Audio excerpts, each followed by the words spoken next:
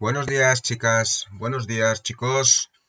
Bueno, hoy empezamos el tema 3, titulado El ambiente como factor favorecedor de la autonomía personal, comunicación y relación social. Un tema con un título muy largo, pero que al final de lo que vamos a hablar es de algo muy sencillo. Es de, bueno, el entorno, cómo influye el entorno en ese objetivo básico que tenemos en atención domiciliaria, que es el fomento de la autonomía personal. Y la relación con el entorno, cómo facilita el entorno inmediato, el ambiente, las cuestiones físicas y espaciales del entorno inmediato del usuario, cómo influyen esas cuestiones en la relación social, en la comunicación y al final en el bienestar del propio usuario, ¿no? Vamos a hablar de algo que ya sabíamos, y es que la habitación, el domicilio, pues las características de los mismos pueden afectar positiva o negativamente a todo esto, ¿no? Y vamos a empezar a ver ya características de estas estancias. Vamos a hablar de decoración, vamos a hablar de climatología, vamos a hablar de todos los aspectos que nos influyen, aspectos ambientales que nos influyen desde un punto de vista psicosocial, ¿vale? Este es el contenido del tema de hoy y del próximo día. Bueno, empezaríamos justificando la importancia de los contenidos de este tema, hablando y diciendo pues, que el bienestar del usuario, lo que acabo de explicar yo, ¿vale? El bienestar del usuario está condicionado a todos estos factores ambientales, a todos estos factores que nos rodean. Y será muy importante, por lo tanto, atender a ellos y intentar que estos factores estén en la medida que, bueno, pues que participen de ese bienestar, ¿no? Perdón. Bueno, aprovecho para decir también que en este tema, aunque haremos referencia a ello, aún no vamos a hablar de lo que es la adaptación funcional de la vivienda. Aún no vamos a hablar realmente de arquitectura o de diseño de los espacios, de las estancias, ni vamos a entrar en profundidad a valorar el tema del mobiliario, medidas adecuadas, etcétera, etcétera, etcétera. Esto lo veremos en un tema posterior. En este tema 3, sobre todo nos fijaremos en factores generales, ambientales, y sí que es cierto que vamos a introducir, vamos a hablar con un poquito de profundidad en cuanto a lo que es la decoración. El interiorismo, vamos a decir, ¿vale? Un poquito de interiorismo, pero no hablaremos muy en profundidad de lo que es adaptación funcional. Eso, insisto, lo veremos en un tema posterior. Bueno, lo que también dice en este cuadro es que esto es importante tanto a nivel domiciliario como a nivel de instituciones, por supuestísimo. Si lo que queremos es favorecer el bienestar del usuario, da igual de qué entorno estemos hablando, ¿vale? Bien, aquí lo que no está diciendo es que el domicilio, quiero que se entienda esta primera aseveración o primera afirmación, dice, el domicilio del usuario es el entorno idóneo para establecer relaciones sociales.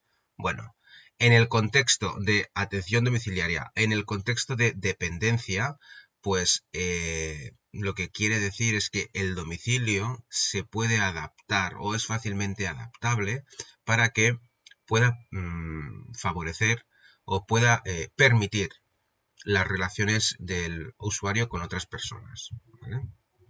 Idóneo, ¿por qué? Porque esta persona en situación de dependencia no puede, en muchas ocasiones, desplazarse con facilidad, no puede abandonar el domicilio, con lo cual el domicilio, más que el entorno idóneo, es el único entorno posible, podríamos decir, ¿no?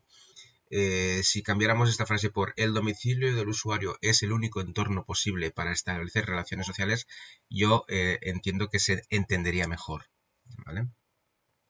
Muy bien, dentro de lo que es el domicilio, hablaríamos de unos espacios más adecuados para esas relaciones sociales, para esos intercambios o estas interacciones con otras personas, y unos espacios pues que no lo son tanto, ¿no? De eso hablaremos después, inmediatamente hablaremos de la privacidad de los espacios.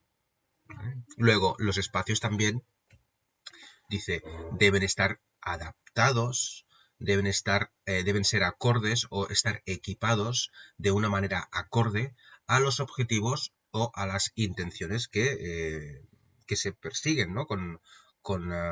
En cuanto a lo que es cómo afecta ese espacio, o qué uso, mejor dicho, me estoy liando un poco, qué uso le daría ese usuario a ese espacio. Si pretendemos recibir a personas que visiten a nuestro usuario, pues vamos a favorecer, vamos a habilitar ese espacio pues para que esas personas que lleguen pues se sientan cómodas o se puedan sentar, tengan una mesa con la que poder jugar al dominó, yo qué sé. Es decir, adaptar, habilitar, equipar las estancias para su función, para que puedan realizar su función. ¿Vale? Por eso dice, las estancias deben ser funcionales y deben ser acogedoras. Todo lo que sea superfluo, todo lo que sean trastos y elementos que ocupan un espacio, dificultan la movilidad, entorpecen y por lo tanto limitan la autonomía o pueden limitar la autonomía o incluso pueden suponer un riesgo, para el usuario, todo eso deberíamos eliminarlo entre comillas. Deberíamos sugerir su retirada. ¿Vale? Claro, hay que valorar si realmente entorpecen, son inútiles, ponen en peligro, porque si no, pues no pasa nada, ahí están. Esto es importante cuando hablamos de domicilios pequeños, estancias pequeñas, pasos, zonas de paso estrechas, etcétera, etcétera. Continuamos. Bueno, ya lo hemos dicho. El ambiente de la vivienda, dice, tiene distintos componentes físicos, que son la arquitectura, que lo veremos, insisto, más adelante, cómo disponemos, cómo están organizadas, cómo están distribuidas las distintas estancias, el mobiliario y cómo se ubica el mismo. Y además, añado yo, que nos lo dirá después, y también está el tema del ambiente en cuanto a climatología, en cuanto a características físicas del ambiente. Estaríamos hablando de la climatología, temperatura, estaríamos hablando de la luz o la iluminación, estaríamos hablando del ruido ambiental. Todas estas cuestiones son muy importantes. ¿Por qué? Porque si una persona se siente cómoda en su entorno, puede tener un grado de motivación adecuado para poderse relacionar con otras personas, para participar, para realizar actividades. Si el entorno es desagradable, molesto, desorienta, desconcentra, deprime, esa persona difícilmente se encontrará en un grado de motivación elevado para trabajar sobre su autonomía. Es lo que dice exactamente aquí. Ambiente agradable, genera confianza, permite entablar relaciones, aumenta la seguridad y la confianza en uno mismo, resulta motivador para todas las situaciones de la vida. En cambio, si sufrimos de estrés ambiental, es decir, no bienestar, malestar, provocado por, dice, el clima, el hacinamiento, fijaros, el hacinamiento entre personas, claro. La decoración de los ambientes, una decoración inadecuada. Luego hablaremos de la decoración. Los colores mal gestionados, la iluminación, los ruidos, situaciones contaminantes o exceso de humos, imaginemos, o malos olores. Exceso de información. Exceso de información. El exceso de información puede venir por una decoración inadecuada o puede venir por un exceso de información acústica o puede venir por un exceso de información visual. Por ejemplo, imaginemos muchos dispositivos electrónicos, muchas pantallas ofreciendo información constantemente, imágenes. O, por ejemplo, una radio encendida durante todo el día, 24 horas, con un volumen elevado. una radio que va escupiendo constantemente información hablada, ¿no? Bueno, que no sería solo ruido, sería también información. Un exceso de información puede ser pues muy molesto, muy desagradable. Falta de intimidad es también una cuestión que hay que valorar. La falta de intimidad. ¿Cómo se gestiona esa privacidad de los espacios? Bueno, pues todo esto afecta a la salud física y a la salud mental. Incluso tiene, pues eso, su sintomatología y sus manifestaciones físicas en forma de fatiga, en forma, bueno, físicas y psíquicas, irritabilidad, enfados mantenidos, agresividad, depresión, confusión mental. Es decir, que las cuestiones del entorno nos afectan y nos afectan de una manera muy importante. Por lo tanto, no podemos dejarlas de lado. Y aparte de hablar, en este caso estamos en el módulo de psicosocial, nos estamos refiriendo a las cuestiones pues, psicológicas del individuo, habrá que entender que el entorno nos afecta de una forma muy determinante en nuestra psicología, ¿no? Habrá que velar por la calidad ambiental del domicilio de nuestros usuarios. Sean domicilios, insisto, sea en domicilio privado, vamos a decir, sea una estancia, una habitacional de una residencia, de una institución. Bueno, ¿de qué estamos hablando entonces? Estamos hablando de lo que se conoce como psicología ambiental. La psicología ambiental es una rama, es una especialidad de la psicología que estudia la relación, la interacción entre el ser humano y el entorno que habita, el entorno que le rodea y cómo ese entorno condiciona el comportamiento de ese ser humano, cómo condiciona su bienestar. ¿Vale?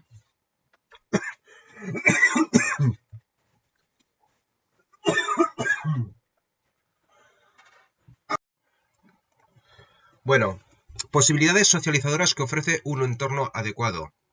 Ya hemos visto qué puede pasar cuando el entorno no es adecuado. Irritabilidad, agresividad, depresión, etcétera, etcétera. Bueno, ¿qué podemos hacer? ¿Qué podemos conseguir? Si el entorno sí que es adecuado, pues facilita la conversación, facilita el diálogo y la comunicación, facilita el trabajo de grupo, dice. Imaginemos, esto lo podríamos, bueno, extrapolar o centrar en una institución o instituciones, pero también lo podríamos centrar en una unidad convivencial, por ejemplo, en la que trabajamos, imaginemos un piso tutelado, ¿no? O una unidad convivencial en la que muchos miembros o varios miembros de esa vivienda son usuarios. Entonces, bueno, no siempre la atención domiciliaria directa es individual, ya lo sabéis, ¿no? Favorecer la cooperación entre personas, el desarrollo de aficiones, de actividades lúdicas, bueno, estimular, dice, las funciones cognitivas con el entorno o gestionando, trabajando sobre el entorno, podemos incidir directamente sobre el fomento y la conservación de las funciones cognitivas. Eso es muy importante y lo veremos ya en este tema, ¿vale? Ya lo veremos en este tema, hablaremos de ello. Bueno, podemos trabajar actitudes, podemos trabajar a nivel psicosocial en general, ¿vale? El ambiente es muy importante. Que es algo, por cierto, que ya todo el mundo sabe, que ya que todo el mundo imagina, pero que, bueno, aquí le estamos poniendo nombre y apellidos a las cosas. Bien, primer elemento, primer aspecto, mejor dicho, primer factor del que hablaremos en cuanto al ambiente, al entorno. Hablemos de su privacidad. Bueno, en cuanto a privacidad, ¿qué estamos hablando? ¿De qué estamos hablando? ¿A qué nos estamos refiriendo? Nos referimos a la capacidad que tiene una persona de regular, dice, las relaciones o las interacciones con otras personas en un espacio determinado. Claro, cuando hablamos de privacidad podríamos estar hablando de pertenencia, bueno, hay muchos puntos de vista. Podemos estar hablando de propiedad privada, ¿no? En este caso, en psicología ambiental, cuando se habla de privacidad de los espacios, se está haciendo referencia a eso que os acabamos de decir ahora. Cómo un ser humano como una persona que habita en un espacio puede regular, puede decidir, puede de alguna manera evitar o provocar, por así decirlo, o disfrutar de la relación con otras personas. Y, claro, dependiendo de cómo esté distribuida la estancia, cómo sea el domicilio, cuántas habitaciones haya, cuántas personas habiten en ese domicilio, etcétera, etcétera, etcétera, todos estos son factores que van a influir en esta privacidad de los espacios, ¿no? Pero al final, lo importante es que entender que cuando en un domicilio, dice aquí, el usuario no tiene ningún control sobre su privacidad, es decir, cuando no tiene ocasión, la persona no tiene ocasión de escoger en ningún momento cuándo quiere, cuándo puede, cuándo o cuándo no, quiero decir, relacionarse con otras personas, cuando eso no es posible, cuando esa persona, por así decirlo, está obligada siempre a tener que entablar una conversación, a tener que entrar en contacto visual con otras personas, cuando no tiene la oportunidad de estar a solas en ningún momento, esa falta de privacidad mantenida, genera malestar. Dice en sí mismo, aunque podría parecer lo contrario, un efecto inhibidor de unas relaciones sociales saludables, de una relación social adecuada. Entonces, lo importante será que, primera moraleja o primera cuestión a tener en cuenta es importante que en un domicilio siempre exista un espacio privado para el usuario. Realmente para cualquier persona. Todos los seres humanos necesitamos en un momento dado cierto grado de soledad y de privacidad, ¿no? Claro, dice, bueno, pues que estamos hablando de un domicilio, el domicilio en sí mismo es privado, ¿no? El domicilio en sí mismo es un espacio que no es público, sí. Y en psicología ambiental se dice que aún así, dentro de un domicilio privado, existirían unos espacios que se consideran más públicos que otros, de uso público, y unos espacios de uso no público, sino que de uso privado, ¿vale? Dependiendo de lo que se disponga en ese domicilio, de la tipología de espacios que se disponga en ese domicilio, de cuántos miembros hay en esa unidad convivencial, etcétera, etcétera, se dispondrá de más espacios privados o de menos espacios privados. Lo importante, insisto, es que todo usuario tenga su espacio privado en el que pueda decidir si mantener relación social, si mantener interacción, si mantener comunicación en ese espacio o no mantenerlo. Porque en el espacio público, a priori, no va a poderlo decidir. En el espacio público, dentro del domicilio, va a tener que comunicarse, va a tener que entrar en contacto, va a tener que interaccionar con las otras personas. Esa es un poquito la idea de este concepto de privacidad de los espacios en psicología ambiental, ¿vale? Bueno, entonces, dentro de lo que es el concepto, como hemos dicho antes, se diferenciarían distintos niveles de privacidad. Entonces, hablaríamos de espacios privados, hablaríamos de espacios públicos, serían los dos extremos, los espacios privados por un lado, los espacios públicos por otro, y luego entraríamos en una serie de estancias o unos espacios que se considerarían semiprivados o semipúblicos porque serían espacios de transición entre lo privado y lo público. Espacios de transición. Entonces, quiero que quede claro, y lo dice aquí, que no estamos no estamos diciendo que solo deben ser espacios privados lo que debe existir, no, no, no, porque si no hay espacios públicos también podemos caer en el error de que no se pueda favorecer la interacción con las personas, con otras personas. En un domicilio es importante que existan esos espacios públicos para favorecer esa comunicación, esa interacción. Lo que estábamos diciendo antes es que no todo tiene que ser público o no todo puede ser público, sino que también a las personas tenemos que disponer de ese espacio en el que estar a solas, de ese espacio íntimo, ese área íntima, ¿vale? Y dice aquí que lo ideal es que en un domicilio existan las tres tipologías o los tres niveles de privacidad. Si tenemos los tres niveles de privacidad, significa que bueno, tenemos todas las posibilidades y que por lo tanto eso a priori en cuanto a este concepto, en cuanto a este factor, sería lo ideal, ¿no? para la salud y el bienestar de las personas que ahí habitan. Espacios públicos, espacios privados y luego una serie de espacios semipúblicos y semiprivados. Vamos a definir cada uno de estos. Que por cierto, este Zimring, es un psicólogo ambiental, Craig Zimring, perdón, es quien en su trabajo estableció estas diferencias en cuanto a estos espacios y que, bueno, los definió de esta manera, ¿no? Espacio privado, ya lo hemos dicho antes cuando lo definíamos lo de la privacidad, lo repetimos ahora.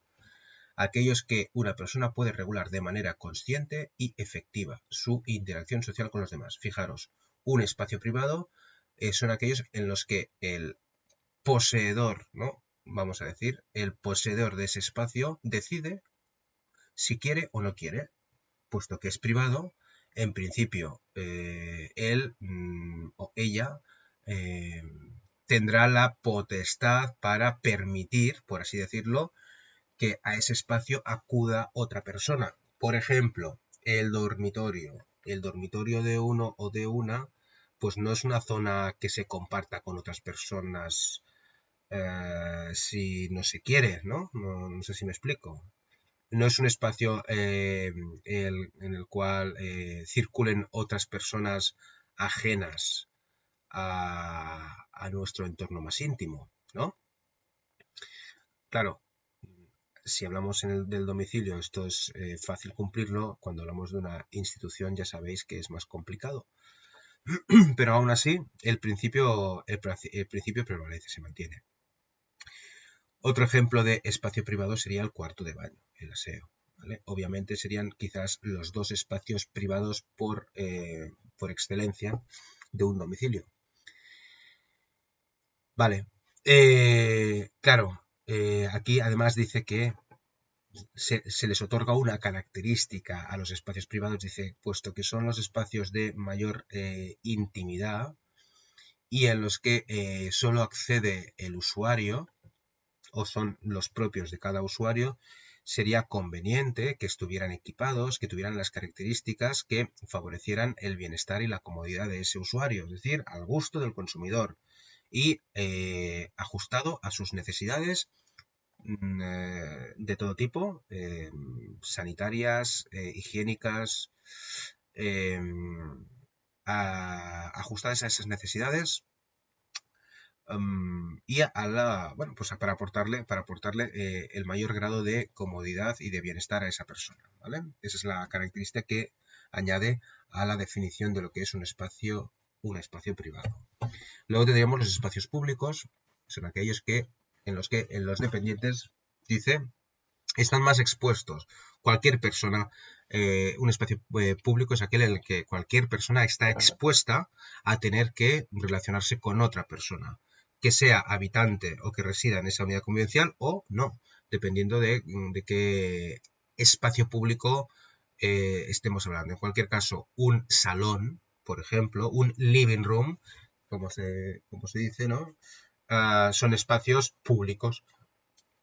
Quizá el espacio público más representativo de un domicilio. El salón, la sala de estar, ¿verdad? Hay otros espacios públicos, podríamos considerar en lo que serían las viviendas privadas otros espacios públicos.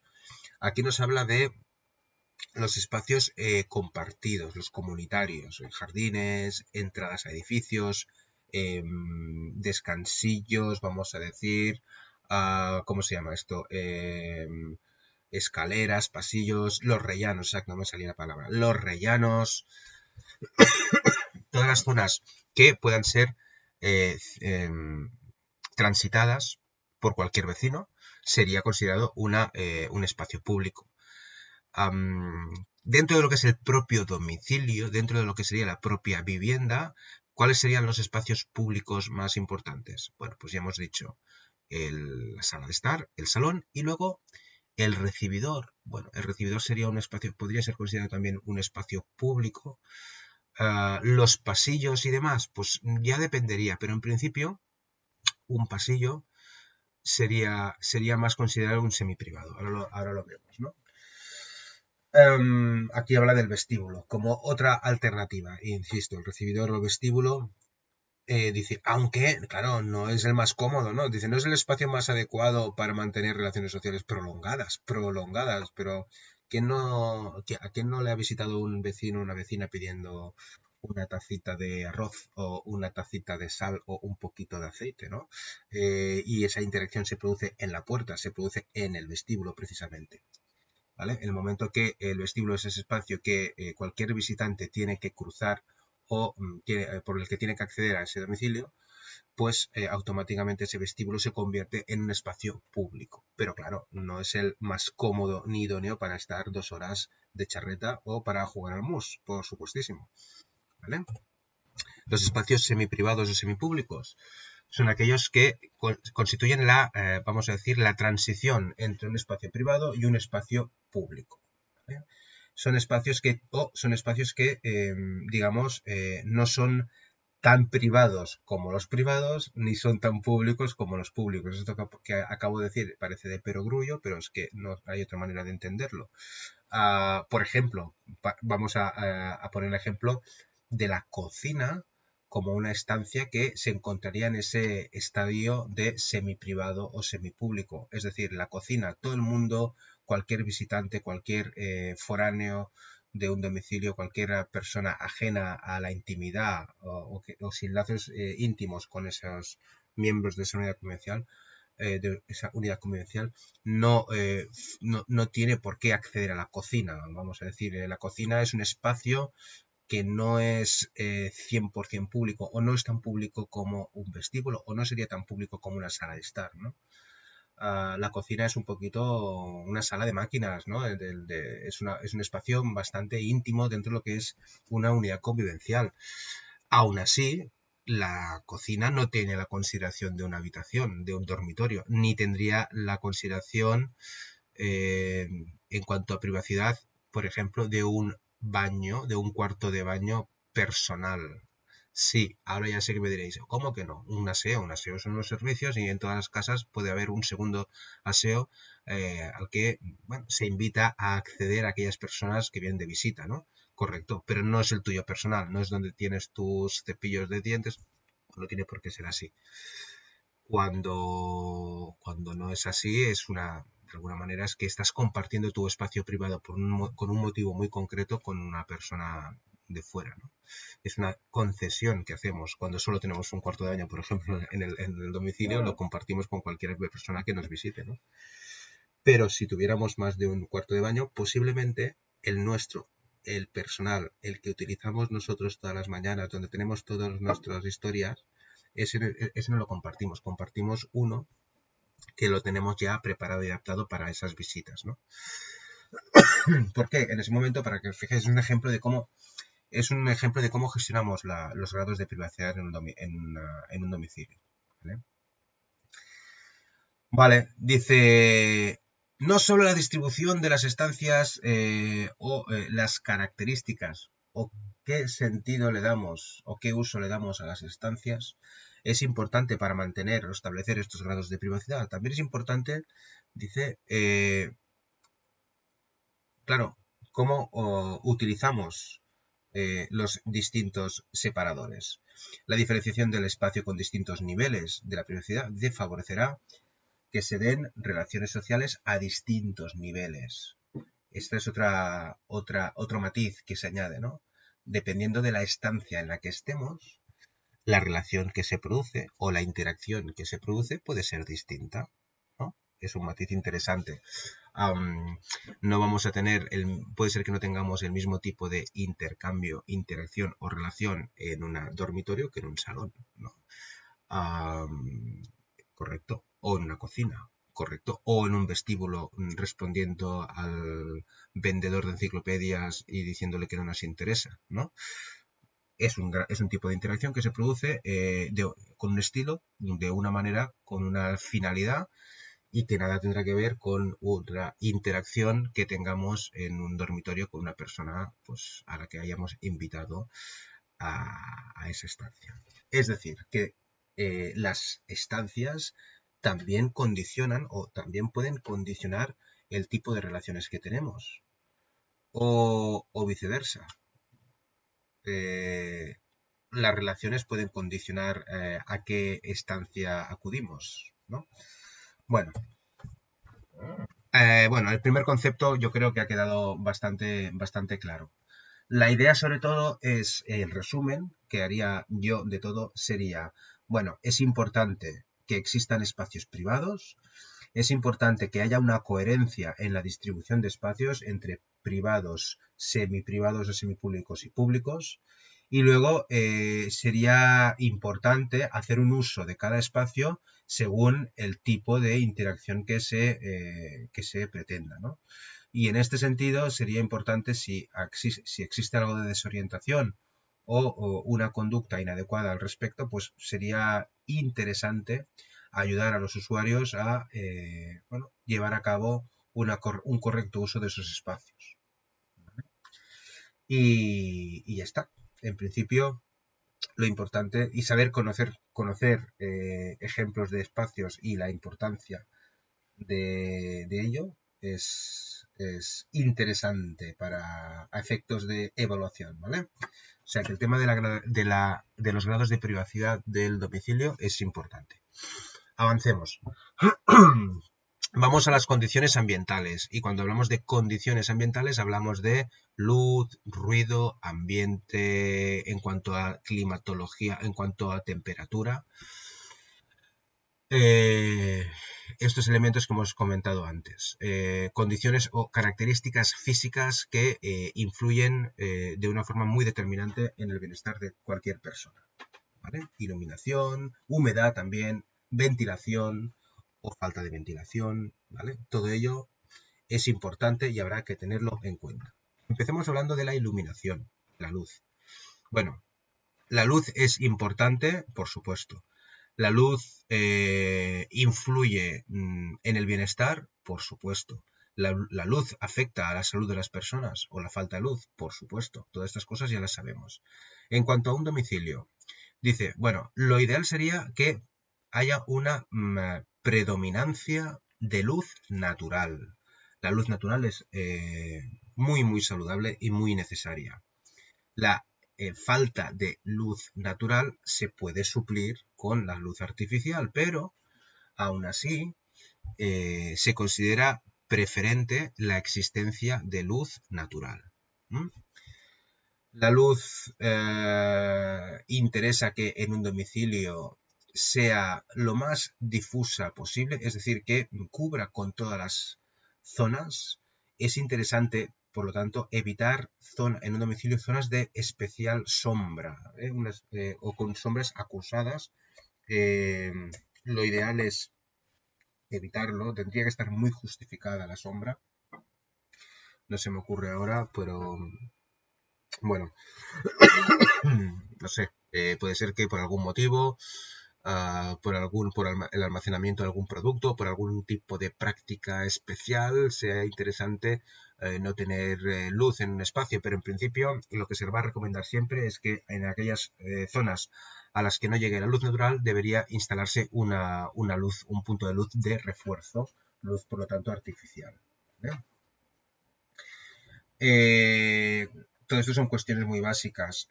Bueno, dice las luces, claro, pues obviamente deben ser de fácil accionamiento y no tienen que constituir ningún tipo de riesgo o peligro para los usuarios. Vale, esto de que la luz deben recibir, o sea, que las estancias deben recibir como un mínimo de 500 lux, nos olvidamos de esto, no le hagáis caso. Lux, por si no lo sabíais, son las unidades de medida de las intensidades lumínicas, pero lo de la cantidad de luxes que se necesita en una estancia, esto es muy relativo y no vamos a hacer caso a esto. ¿Vale? Lo que sí que le damos importancia a la luz solar por encima de la luz artificial, ¿vale? Por lo que ya hemos comentado anteriormente. Muy bien. De hecho, se sabe que la falta mantenida de luz, vamos a decir,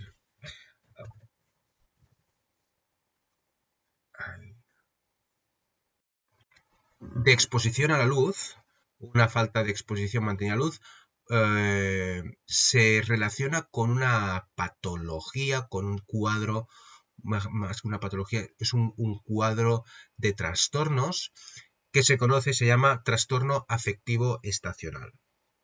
Es algo que, o también se le llama la depresión de invierno, ¿vale?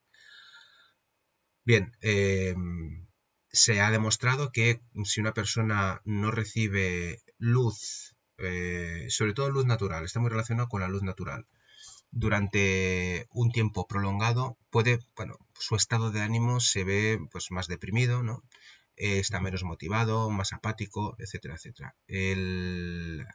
A esto se le ha descrito como un trastorno afectivo estacional y se ha relacionado mucho, o se produce mucho en países, por ejemplo, en los que los meses de invierno y otoño, pues hay una carencia importante de luz, ¿no? De sol.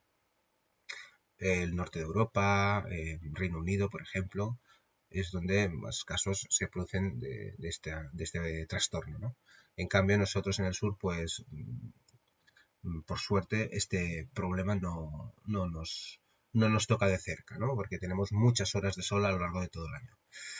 Pues eso, el trastorno afectivo estacional es una muestra de que la falta de luz nos afecta y nos afecta negativamente. Y por tanto, bueno, pues es algo que tenemos que valorar muy mucho y que cuanto más iluminada, más luz tenga un domicilio, pues más alegría habrá, ¿no? en ese domicilio. Básicamente vendría a ser esto. Luego, el tipo de luz, ya hemos dicho que preferimos, o que sería preferiblemente el solar, el natural al artificial, y que luego si utilizamos luces artificiales, se utilizarán con el objetivo de que constituyan refuerzos en puntos concretos. Vamos a jugar también con la calidez de las luces artificiales, con la calidez o la frialdad, vamos a decir, ¿no? Hay luces más cálidas, hay luces más frías, hay luces que generan una mayor difusión y hay luces que son más spot, más focalizadas, por así decirlo, y que pueden favorecer los contrastes, algo que no nos interesa que haya poco contraste. Es decir, nos interesa que haya pocos claros oscuros y que la luz esté más bien repartida, ¿vale? Cuanto más claros oscuros estamos generando zonas de oscuridad y estamos, por lo tanto, generando zonas en los que bueno, sea incómodo moverse por ahí o incluso constituyan algún riesgo de accidente, de tropiezo, etcétera, etcétera, ¿no? Obviamente, en aquellos puntos en los que se realice algún tipo de actividad, de motricidad fina y demás, pues será muy necesario que exista un punto de refuerzo de luz. Y nos habla de la diferencia entre las luces incandescentes y las luces fluorescentes. Las fluorescentes en principio difuminan más la luz, con lo cual puede ser más adecuado para ciertas estancias, y en cambio las tipo incandescentes pues suelen ser más puntos de luz más concentrados, con lo cual se utilizarían más para esos refuerzos, ¿no? Bien, dejamos la luz y vamos al sonido, vamos al ruido. Ya os sabéis que el ruido es un problema, el ruido molesto es un problema para muchas personas. hemos leído muchas veces noticias sobre zonas de ocio, ¿no? Ocio nocturno y el ruido que todo ello genera y cómo afecta ese ruido noche tras noche tras noche en la salud de esas personas, ¿no? Afecta muy, muy negativamente. Pues bien, nada, lo que viene a decir aquí es que el ruido, la contaminación sonora, es decir, el entorno sonoro de una persona es muy importante y habrá que cuidarlo, habrá que evitar esas fuentes de ruido que perturben el bienestar de las personas, de los usuarios en este caso, ¿vale? Otra vez nos olvidamos de esto, aquí simplemente os he puesto un cuadro donde nos muestran los niveles de decibelios dependiendo de las acciones, ¿no? Respirar genera un ruido, fijaros, el ruido de la respiración, una conversación, un tren pasando por la vía o ya un concierto, esos son los distintos niveles de intensidad de sonido para que tuvierais una referencia, pero no es importante, no tenéis por qué recordar esto. Lo de no deber superar los 50 decibelios, bueno, pues una referencia que, aunque no es vital, bueno, pues no estaría de más recordarlo, ¿no? ¿Cómo podemos evitar si en el exterior hay bueno, es una zona de ruido, ¿no? Es una zona ruidosa, por lo que sea, existe ese riesgo? ¿Cómo podríamos evitar que exista ese ambiente nocivo? Dice, instalando dobles cristales, utilizando material fonoabsorbente en las paredes. Es importante el efecto que realiza también el mobiliario o las cortinas en las ventanas, cómo absorben el ruido, ¿vale? Son cuestiones que se pueden recomendar o se pueden activar en el momento de que existan estos entornos ruidosos indeseables. Por otro lado, las buenas prácticas, es decir, la concienciación de los distintos miembros de la unidad convivencial en el caso de que tengamos a un usuario que necesite una situación de mayor tranquilidad y tengamos a la vez en esa unidad convivencial algún miembro poco sensible a esas necesidades o poco responsable, ¿no? Se me ocurre, pues, el típico o la típica nieta con la música en su habitación a toda pastilla, mientras que en la habitación de al lado nosotros estamos atendiendo a una persona mayor, encamada y demás, ¿no? Y estamos ahí nosotros soportando ese estruendo durante el rato o el tiempo que estamos en el domicilio, mientras que esa persona o las otras personas de esa unidad convivencial están soportando esa situación durante todo el día, ¿no? Bueno, pues sería objetivo de intervención, ¿no? El intentar eliminar ese factor tan molesto. Es importante que exista descanso y que para ello el ruido no sea eso, no sea molesto, ¿no? Si hay ruido molesto, no podrá haber descanso en esa unidad convivencial. Bueno, son cuestiones que hay que recomendar o hay que recordar, mejor dicho, a esos miembros si en algún caso esto no se entiende o se olvida. ¿Qué pasa con la calidad del aire? Hablamos de la ventilación, la importancia de ventilar las estancias. Bien, sabemos que el aire sea renovado en todas las estancias será muy importante pues, para la salud de todas las personas, ¿no? Ambientes muy cargados con un aire no renovado es una situación bastante más perniciosa que no todo lo contrario y que afecta a nivel de vías respiratorias, que afecta a nivel de hipersensibilidad por alergias, que afecta a muchas otras cuestiones, ¿no? Bueno, ventilamos. Muy bien, ¿y cómo ventilamos? Dice la eliminación del aire cargado, elimina también gérmenes y elimina los malos olores. Dice, ventilemos. Y vemos aquí dos dibujitos y nos marcan dos formas de hacerlo, ¿no? Y pone debajo bien, pone mal. De hecho, en el dibujo original ponía bien y mal, tal cual, ¿no? Y yo me he permitido la licencia de añadir los interrogantes. ¿Por qué he puesto los interrogantes en ambos dos? Pues porque realmente ni una sería perfecta ni la otra tampoco. O sea, ni una está tan bien ni la otra está tan mal. ¿Por qué? Porque de ello va a depender qué características, qué circunstancias, qué otros elementos condicionan este tipo de ventilación y que en este dibujo no estamos viendo. Es decir, si en esta estancia tenemos a un paciente, a un usuario encamado, esta forma de ventilar que a priori en un espacio así diáfano sin nada más sería el ideal, si ahora esta habitación es la de un usuario encamado, pues esta forma de ventilar ya no sería la correcta. ¿Entendéis? Ya no estaría bien, estaría mal, porque lo que no podemos es provocar una corriente de aire cuando tenemos la persona en la habitación. ¿Entendéis? Con lo cual, en ese caso que he dicho antes, la alternativa sería la del mal, es decir, sería esta de aquí.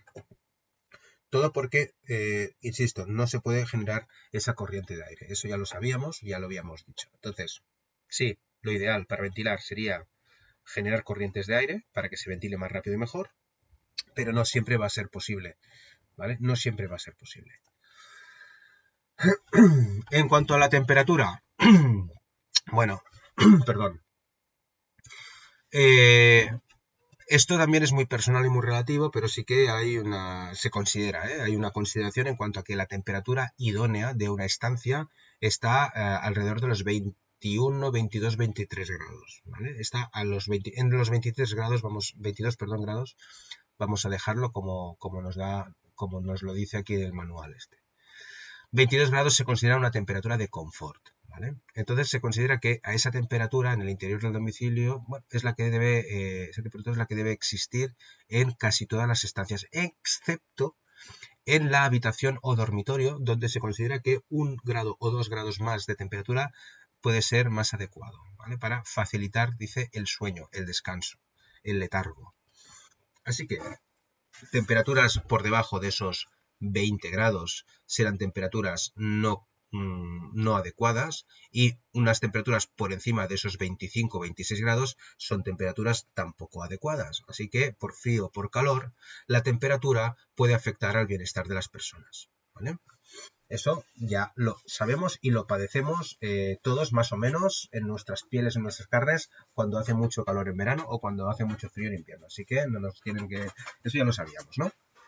Bien, otras cosas que ya sabíamos es que para combatir estos cambios de temperatura que pueden afectar al entorno del usuario, utilizamos una serie de aparatos, de electrodomésticos, y sobre todo habrá que atender y habrá que controlar mucho los que se utilizan en invierno, ¿no? Para el tema del calor. Los que generan calor, ¿por qué? Porque además de generar calor, generan también muchas veces un riesgo de incendio, un riesgo de electrocución, como son los braseros, o un riesgo de intoxicación por inhalación de gases, como son las estufas de butano, por ejemplo. Entonces, está claro que no tiene nada que ver con lo que estamos hablando, pero sí que está relacionado. Es decir, mejoramos las condiciones ambientales de la estancia con una bombona de butano, con una estufa de butano, quiero decir, pero automáticamente generamos un riesgo importantísimo para la vida de esa persona si metemos esa bombona de butano, si metemos esa estufa en el interior del dormitorio mientras esa persona está durmiendo, ¿no? Eso sería una práctica muy peligrosa, por ejemplo.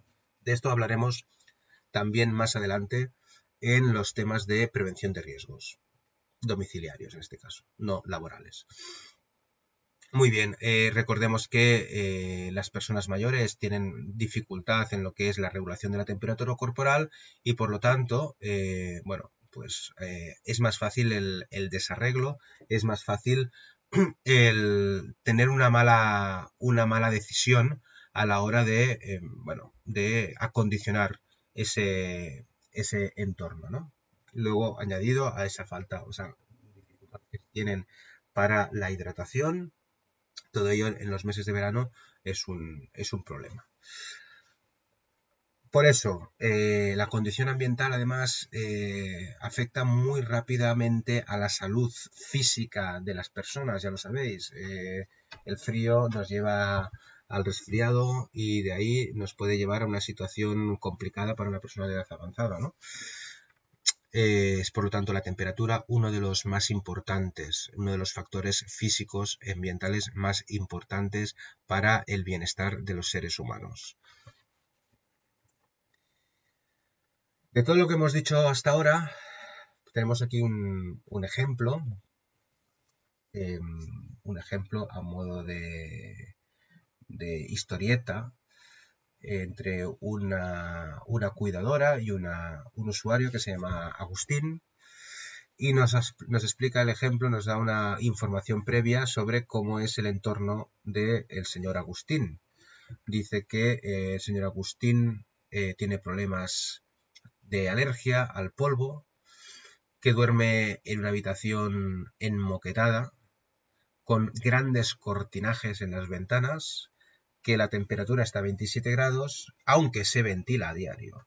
Entonces, la pregunta, a modo de ejemplo, es, bueno, ¿qué es lo que el señor Agustín no hace correctamente? ¿O qué es lo que habría que hacer para que las condiciones del entorno fueran adecuadas o más adecuadas para el señor Agustín? Y lo primero que se dice es, bueno, pues si la persona, si el señor Agustín es alérgico al polvo, pues lo que no debería haber o lo que habría que eliminar sería todo aquello que acumule polvo. ¿Y qué acumula polvo? Pues la moqueta y las cortinas, por ejemplo, ¿no? Habría que tener una limpieza muy regular de las estancias, habría que utilizar sobre todo aspirador o hacer un barrido húmedo, aquí no lo dice, pero lo añado yo, un barrido húmedo para evitar levantar polvo o sacudir el polvo. Sí, bueno, aquí habla de barridos.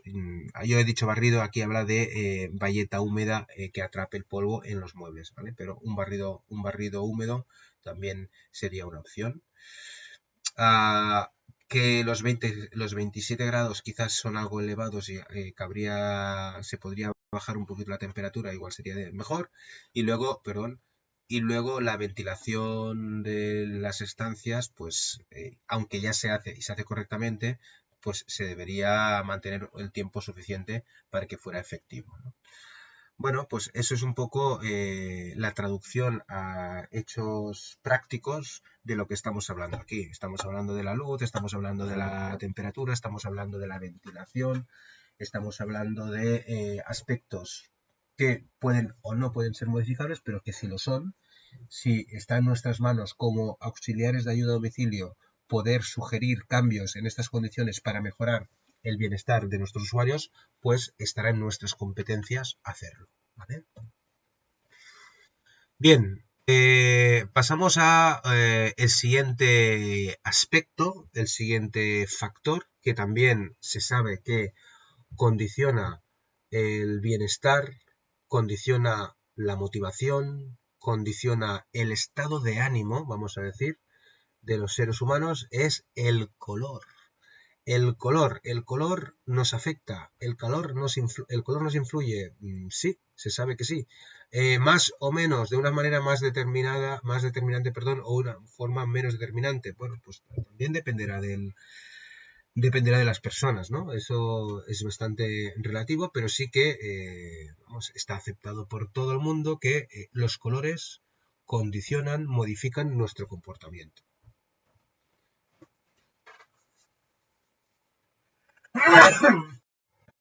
Y por lo tanto, una elección o la elección del color en general, la elección del color de las cosas, y voy a dejarlo ahí, el color de las cosas con las que entramos en contacto van a influenciar en nuestro estado de ánimo. Claro, podemos estar hablando del color de las paredes, podemos estar hablando del color de la ropa, podemos estar hablando de, bueno, el color del mobiliario que nos rodea. Entonces, dependiendo de qué objeto estemos hablando, pues al final sí que es cierto que puede tener una afección u otra, ¿no? O puede tener una percepción u otra. Con esto quiero decir que se sabe que si hablamos de ropa o si hablamos de decoración, de paredes, por ejemplo, la consideración puede ser algo distinta. Podemos estar podríamos tener una consideración en el caso, imaginaros, de tener una prenda de ropa de color negro o un complemento de color negro, sería una consideración, ¿no? O podría tener una percepción por nuestra parte de una manera a, por ejemplo, una habitación con todas las paredes negras, todo el mobiliario negro. Bueno, pues estar en esa estancia nos puede resultar o nos puede generar un estado de ánimo que no nos genera esa prenda de ropa o ese complemento, ¿entendéis? Es decir, que dependiendo de qué estemos hablando, de qué objeto estemos hablando, de qué elemento estemos hablando en cuanto a el color que tiene, el impacto que puede tener sobre nosotros puede ser algo distinto. Por eso digo esto porque luego veremos una clasificación o nos habla de los colores y de sus características o de cómo impactan en nuestro estado de ánimo y bueno, pues no siempre... No siempre hay concordancia o no siempre los autores se ponen de acuerdo, quiero decir, y podemos ver que se le otorgan distintas cualidades a un mismo color, ¿no? Incluso podríamos ver que son características o cualidades opuestas, ¿no? ¿Por qué? Pues porque depende de eso, depende mucho de... Bueno, y también es una cuestión, insisto, es una cuestión ambiental, aprendida, es una cuestión cultural, ¿vale? El tema del color, de cómo apreciamos el color y qué sentido le damos al color, es también algo aprendido, algo bueno, que tiene una raíz social, ¿no? Ambiental también, por lo tanto. Muy bien. Bueno, ¿cuál es la recomendación en cuanto a los espacios, en cuanto a las estancias que habitan personas en situación de dependencia? Pues vamos a pretender generar lugares cómodos, ¿no? Vamos a intentar generar lugares que sean, pues eso, de- lugares de bienestar, ¿no? Dice aquí, ambientes armónicos, ¿no? eh, Sitios en los que esa persona se pueda relajar, pueda estar tranquila, se pueda concentrar. Claro, dependerá de la estancia, pues perseguiremos una función u otra, perseguiremos un estado de ánimo u otro, ¿no? Dice, los colores rojo y naranja son estimulantes. Los colores verde y azules son relajantes. Esto, hasta ahí, podríamos firmar casi todos. Es decir, no hay discusión ante eso. Digamos que el rojo y el naranja serían un extremo de la escala, sería el extremo de activación, el extremo son los colores que fomentan la actividad, motivan la participación, son los colores excitantes, el rojo es el color de la pasión, es el color de la excitación, el naranja, aunque no es tan potente como el rojo, pero el naranja también es un color que evoca a la actividad, es un color activador.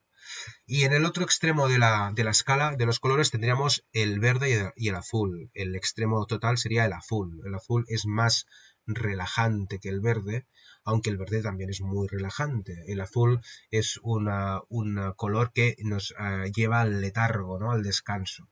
Entonces, esto sí que, estas características que tienen rojo, naranja, verde y azul, lo vamos a ver en cualquier bibliografía que consultemos, con lo cual lo damos por bueno y lo aceptamos a pies juntillas, que se dice, ¿no?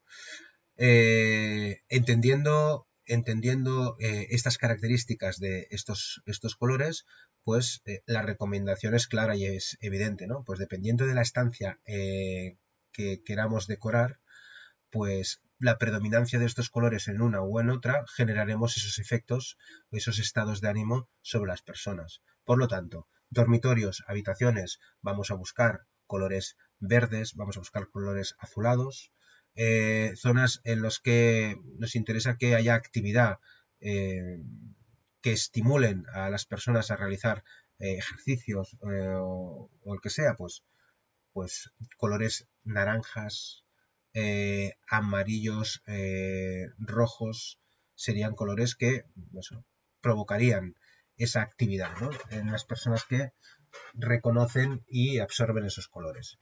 Luego que el color blanco es un color frío, el color blanco es un color frío, pero es un color que a la vez aporta sensación de limpieza, de higiene, de tranquilidad, de sosiego, aun siendo un color frío, ¿eh? Bueno, el color, no hay que confundir aquí la calidez con el descanso o la calidez con la calma, porque el azul y el verde también son colores fríos, ¿vale? Pero son colores que relajan. Al negro, dice el negro es depresivo. Bueno. Eso es una afirmación un poquito arriesgada, ¿no? El negro es un color depresivo. Bueno, el negro es un color elegante también, ¿no? Se le puede dar ese sentido, ¿no? Es un color muy, bueno, pues eso, que aporta elegancia, aporta estatus, clase. No será lo mismo lo que he dicho antes, que toda la estancia sea todas las paredes negras, con todo el mobiliario negro, con el suelo negro, bueno, pues un objeto negro, una prenda de ropa negra, un complemento negro. No es la misma consideración, ni entenderíamos el negro de la misma manera, con lo cual no se puede ser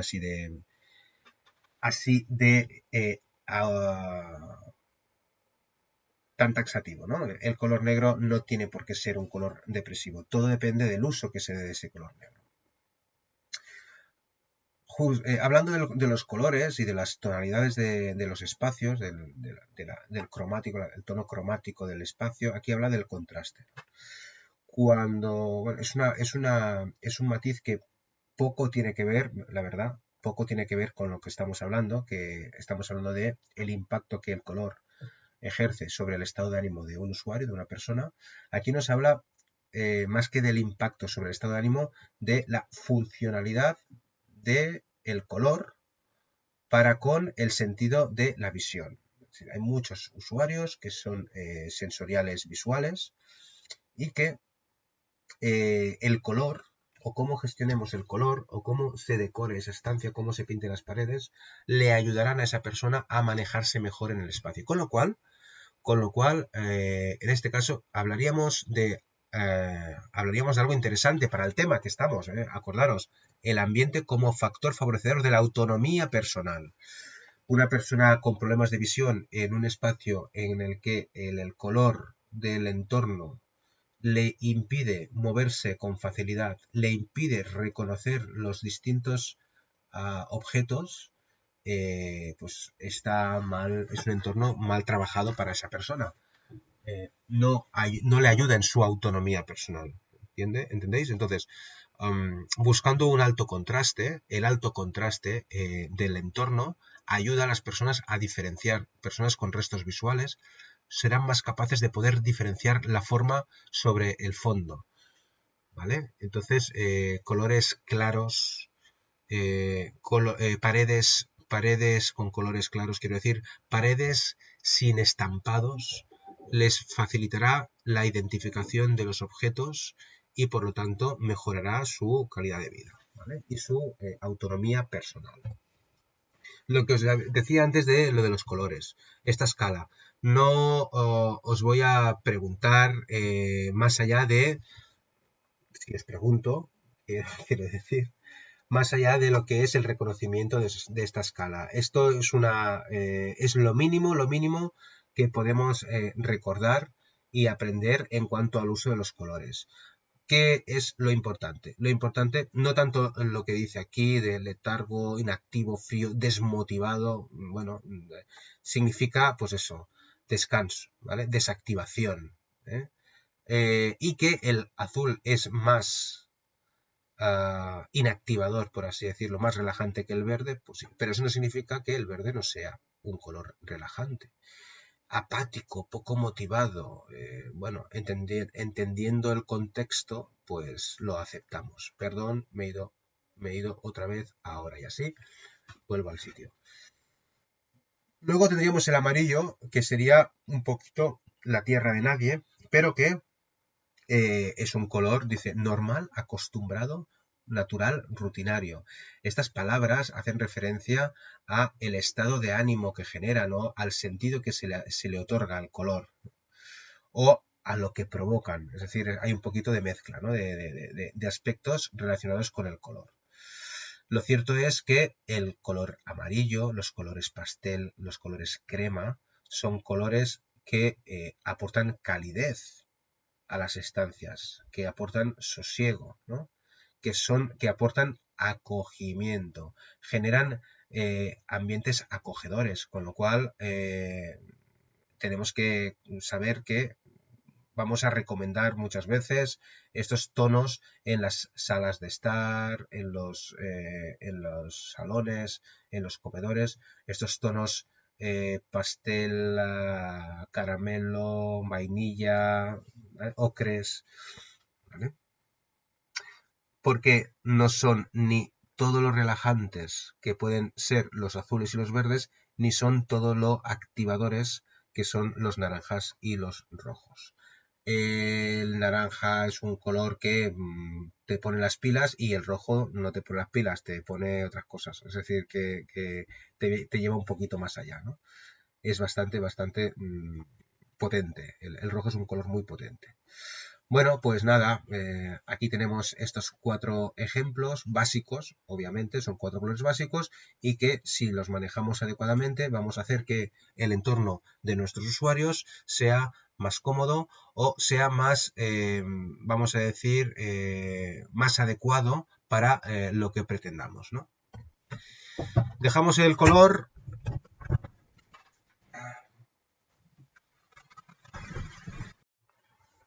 Pasamos al olor. Bueno, obviedades, ¿no? Que el olor de la estancia, del entorno sea agradable, pues no hace falta decir que es importante para todas las personas, por supuestísimo. En ello va a colaborar el hecho de que las estancias estén ventiladas, lo hemos dicho ya antes. En ello va a influir, por ejemplo, influye mucho en las personas mayores su dificultad a la hora de detectar, se me traba la lengua, a la hora de detectar estos olores desagradables, pues por su dificultad, su disminución en el sentido del olfato. Entonces es muy importante que atendamos a esta necesidad si lo que queremos es que otras personas bueno, accedan a interaccionar con estas personas en su propio domicilio, ¿no? Habrá que cuidar ese hecho, puesto que los propios usuarios no son capaces de hacerlo. Eso es lo que pretendemos decir. Aquí nos habla de la pérdida de control de los esfínteres, del olor a orín que puede existir en muchos domicilios, porque los usuarios son incapaces de detectar ese olor. Y pobrets, pues no, pues habrá que ayudarles, ¿no? a mejorar esa característica. Recordamos que estamos hablando de cómo mejorar el entorno para estimular la relación social. Pues vayamos a trabajar en esa línea, también atendiendo a estas cosas.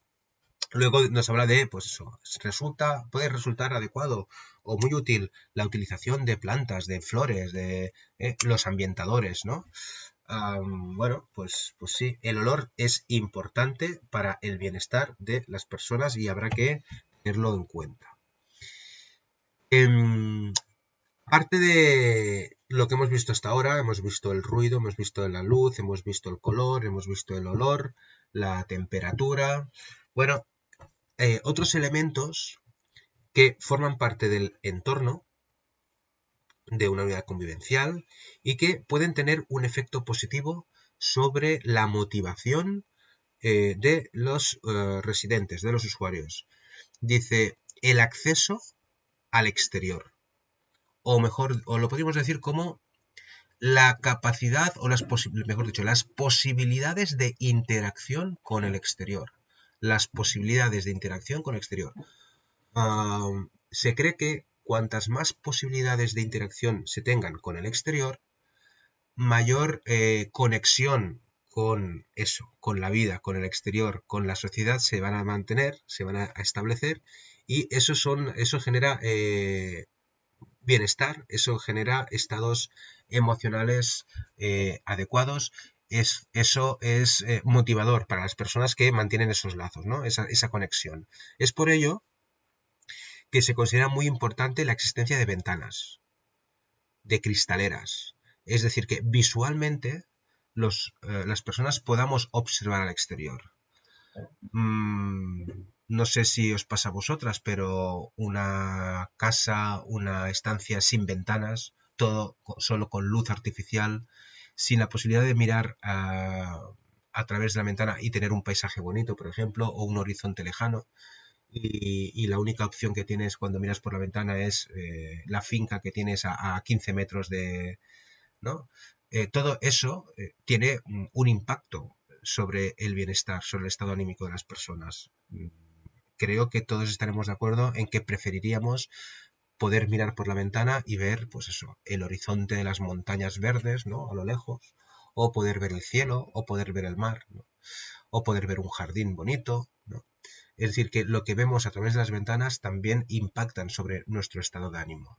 Y eso es lo que trata de decir aquí, que la existencia de estos elementos que permitan visualmente primero, y luego continuaremos, visualmente primero tener un contacto con el exterior, ver la vida pasar, por ejemplo, ¿no? Ver la vida pasar, una ventana por la que las personas que tienen movilidad reducida se pueden acercar a esa ventana y puedan ver el movimiento, el trasiego de la calle, de la gente, pues es una manera de conectarles con la realidad y eso también tiene un carácter motivador.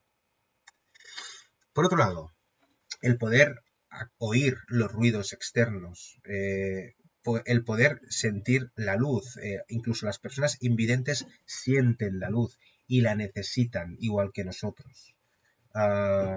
Pues todo eso son elementos que, si existen, ayudarán al bienestar de esas personas, ¿vale? Y no solo las disfrutarán las propias personas usuarias dependientes, sino que también las disfrutarán sus cuidadores o aquellas personas que conviven con estos usuarios y que por lo tanto de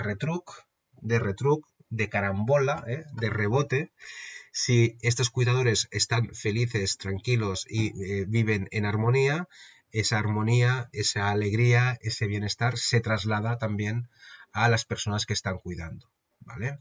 Con lo cual, muchas veces dices, es que ¿qué más da si el usuario no lo disfruta, no lo puede disfrutar porque está postrado en cama y no le llega?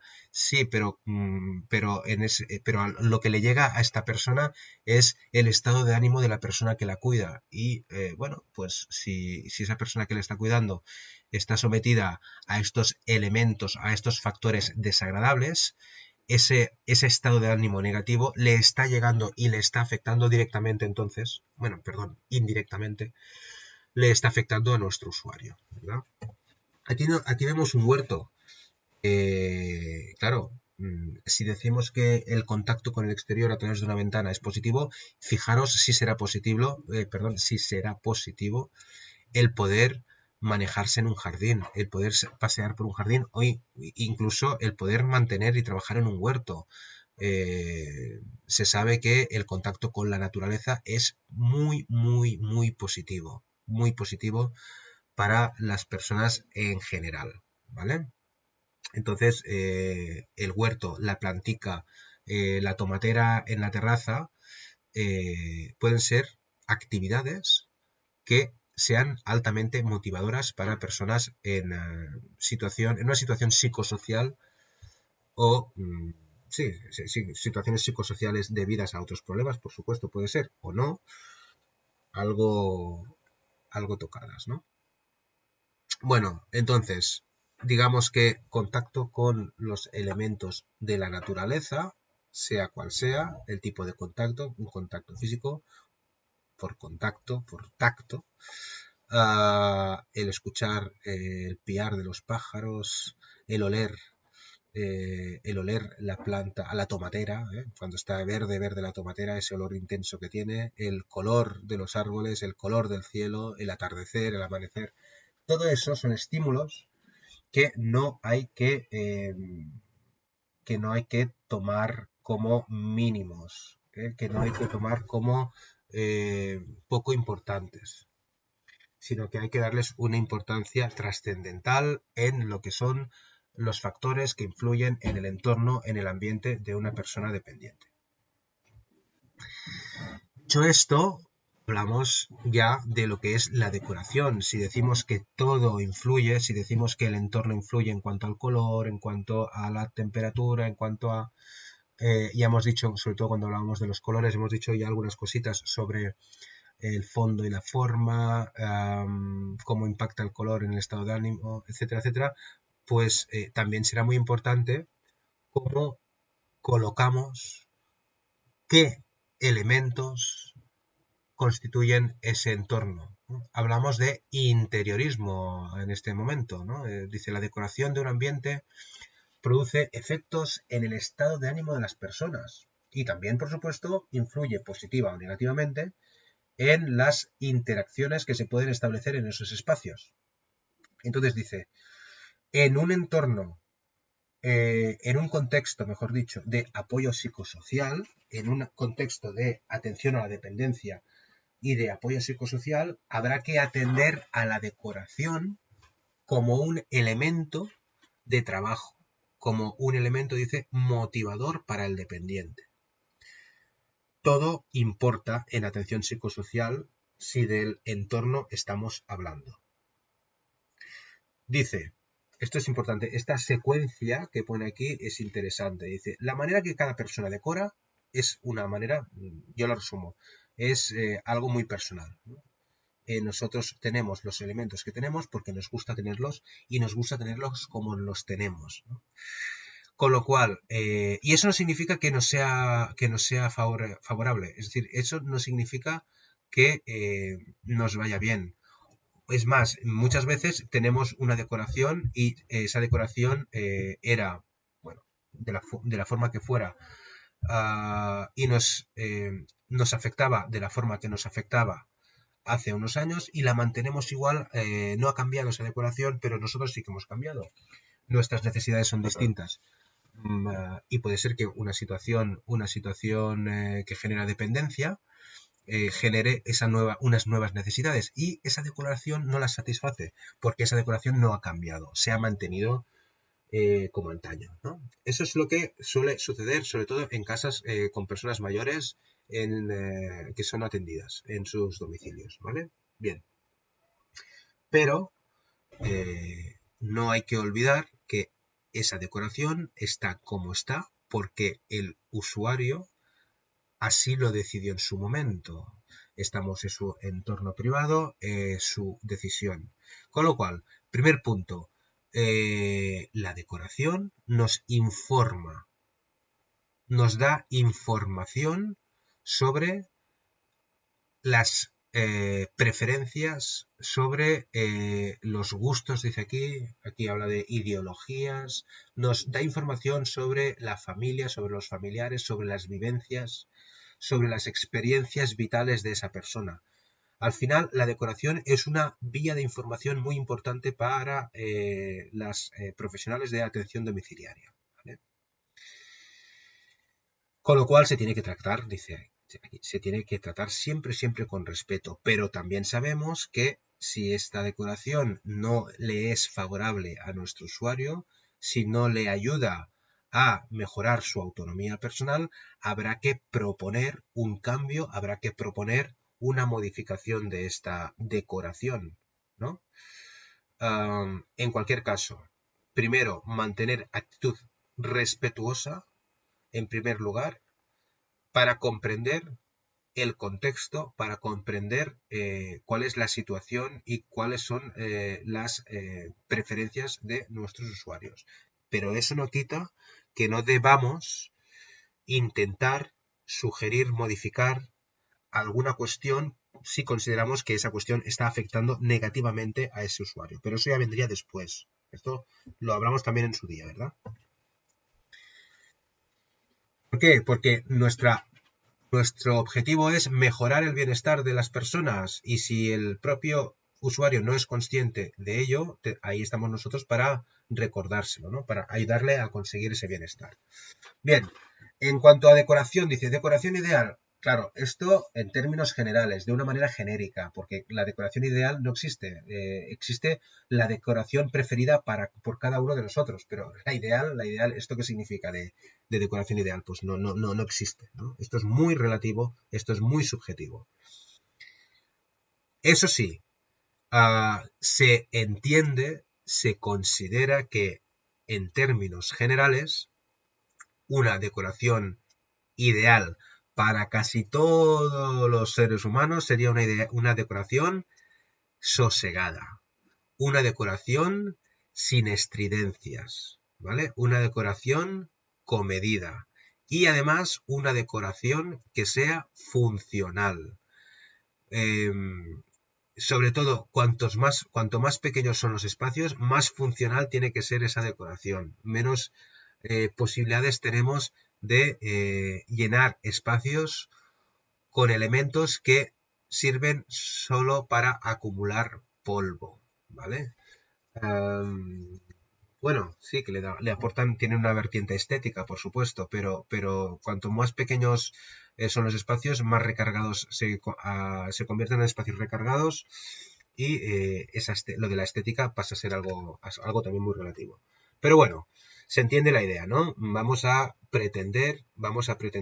sugerir espacios equilibrados, sosegados, ni con excesos ni con defectos, y que sean lo más funcionales posibles. Esa es un poquito una idea general que creo que todo el mundo aceptará.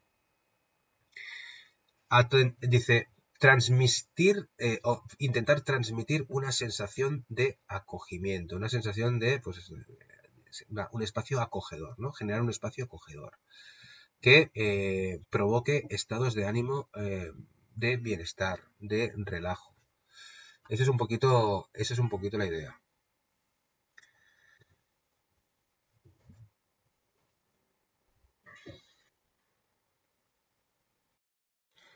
Entonces, buscamos colores suaves, colores cálidos, sobre todo en aquellas estancias en las que sí que vamos a poder mantener relaciones o interacciones. Hablamos de los pasillos, hablamos de los vestíbulos, hablamos de los salones.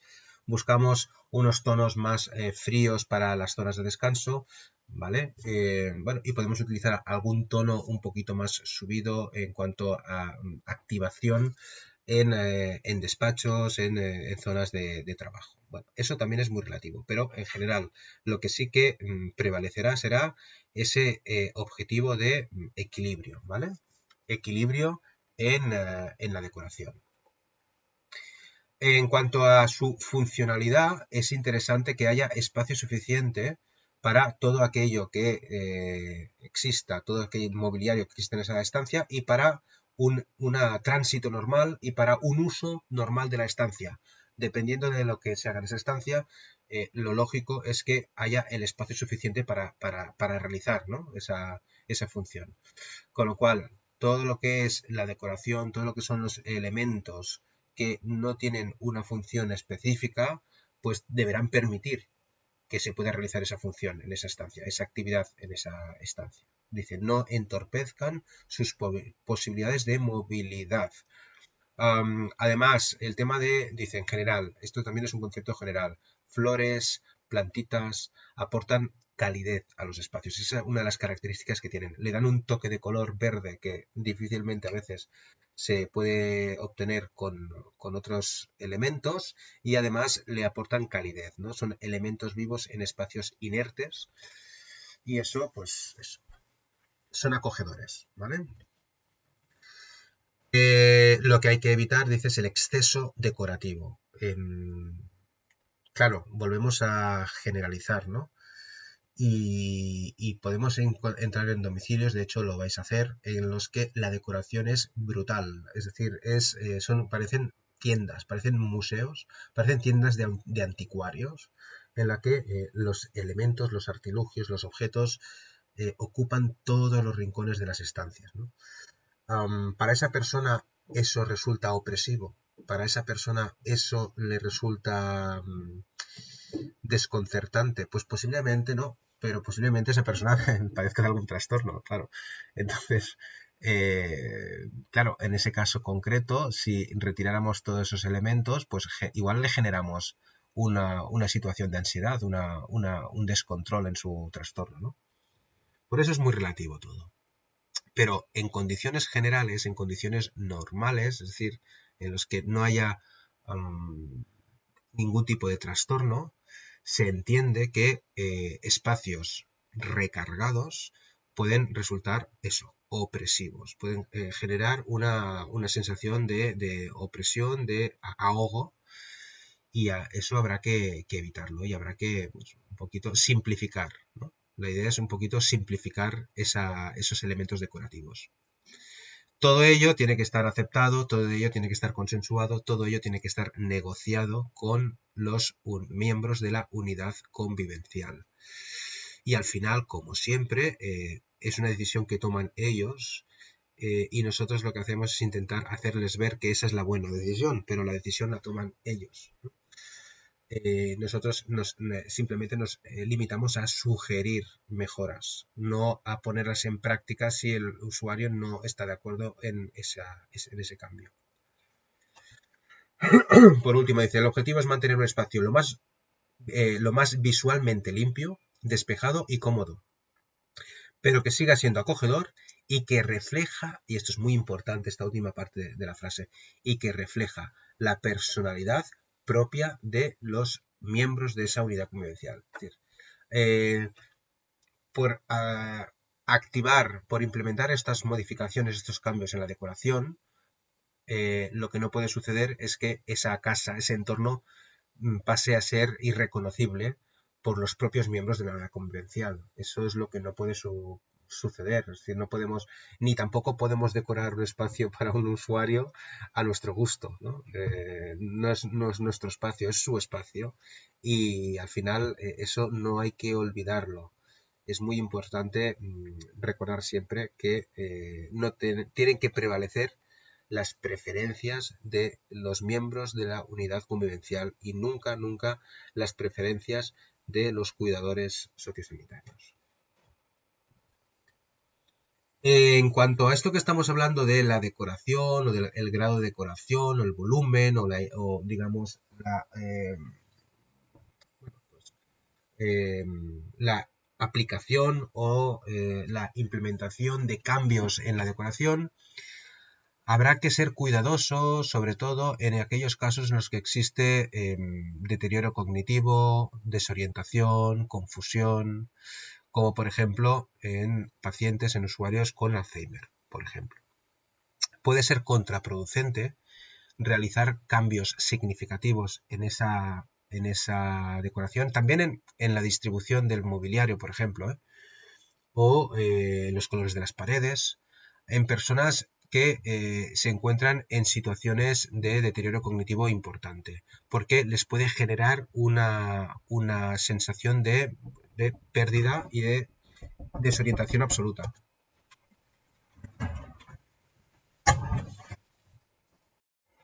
Entonces lo que se recomienda es que en el caso de querer implementar este tipo de modificaciones, hacerlo en aquellas fases en las que el usuario aún tiene la capacidad de gestionar el cambio, ¿no? En etapas avanzadas del Alzheimer, pues habría que ver de qué cambios estamos hablando,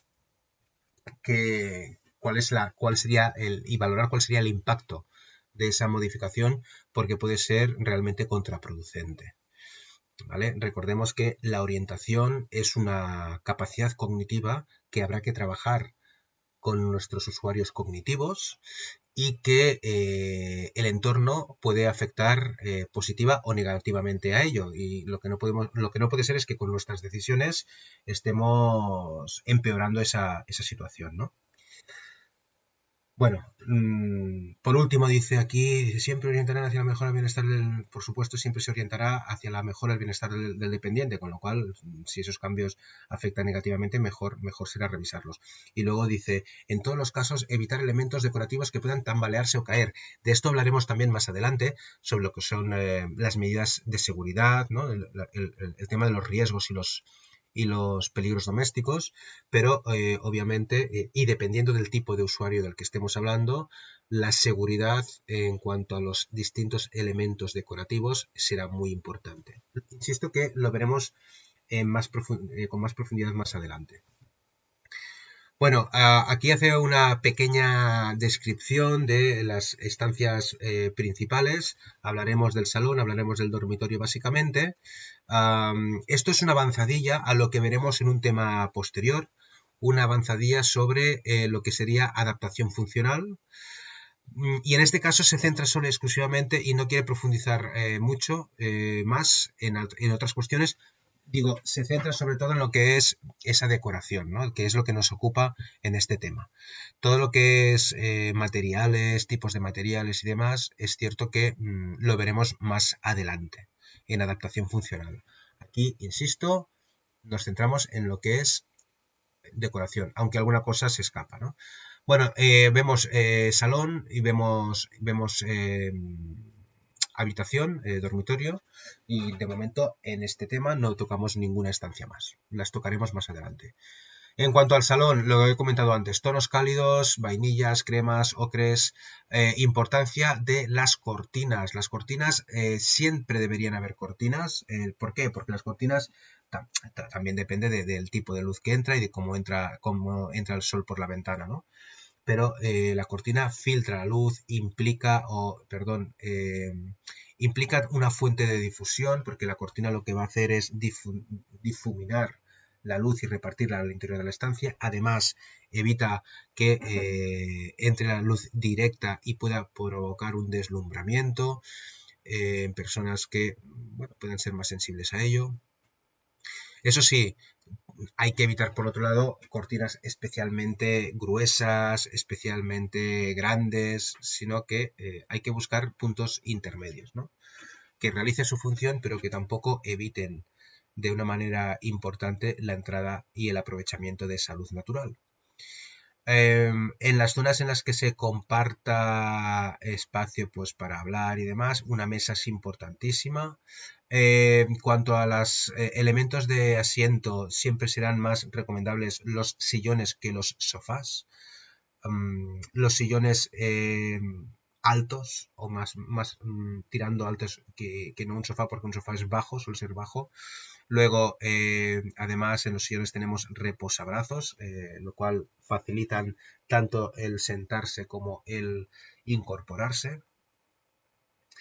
Los tejidos, en cuanto al concepto o en cuanto a la idea de decoración, dice, las texturas de textiles, las texturas de madera, son más cálidas o son más acogedoras, mejor dicho, que los plásticos y los metales, ¿no? Que resultan más fríos, dicen, más impersonales. Pues eso también hay que saberlo y lo sabemos, ¿no? Y lo sabíamos. Así, todo lo que es así plástico, metacrilato, lacados, constituyen pues un aspecto más frío, más impersonal y por lo tanto menos cálido, y eso puede afectar a esa consideración que le demos al entorno. En cuanto al color del dormitorio, hablemos del dormitorio ya, colores fríos, azules, verdes, colores que favorezcan la relajación de los ocupantes de esa estancia. El mobiliario tiene que ser funcional y resistente. Ojo a los cantos puntiagudos en los que vamos a buscar colocar protectores, y si no, directamente intentar tener mobiliario de puntas redondeadas para evitar los golpes.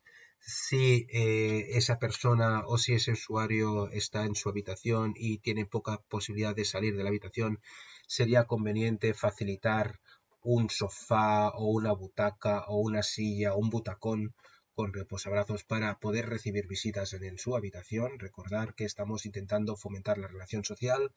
Una persona encamada, pues en la habitación, a ser posible, vamos a colocar algún tipo de butaca, algún tipo de asiento para que pueda ser visitado. Los puntos de luz, la iluminación, bueno, atención en las mesillas de noche, evitar las lamparitas que de un golpetazo o con un movimiento de la mesita la lamparita se va al suelo. Para evitar riesgos de accidentes, de cortes, de electrocución, se recomendaría que los puntos de luz en las habitaciones estuvieran anclados o atornillados, sea en la misma mesita de noche, sea en la pared, ¿vale? Es una recomendación que se hace. Los tejidos lo más resistentes posible, lo menos sensibilizadores posible. El algodón es quizás el mejor de los tejidos porque es un tejido natural que aguanta bien el lavado y que además estimula poco el sistema inmunitario, no facilita la alergia, ¿no? Entonces el algodón sería casi que lo mejor. Y en principio con esto vamos terminando. Aquí tenemos ya un cuadro que no lo considero importante ahora mismo porque de esto hablaremos en temas posteriores, como ya os he dicho, pero es un recordatorio o una avanzadilla de lo que vamos a ver en ese tema de adaptación funcional de la vivienda. Ahí veremos ya medidas, veremos características concretas de todos y cada uno de los espacios que conforman un domicilio y que habrá que conocer. Hoy, de momento, nos hemos fijado en lo que son las características físicas de este entorno, de este ambiente, y un poquito hemos hablado de la decoración, de cómo nos afecta y cómo afecta al bienestar de las personas. ¿De acuerdo? Pues hasta aquí hemos llegado para este primer bloque. El segundo bloque, o con el segundo bloque, terminaremos este tema, el ambiente como factor favorecedor de la autonomía personal, la comunicación y la relación social. Hasta entonces, hasta luego.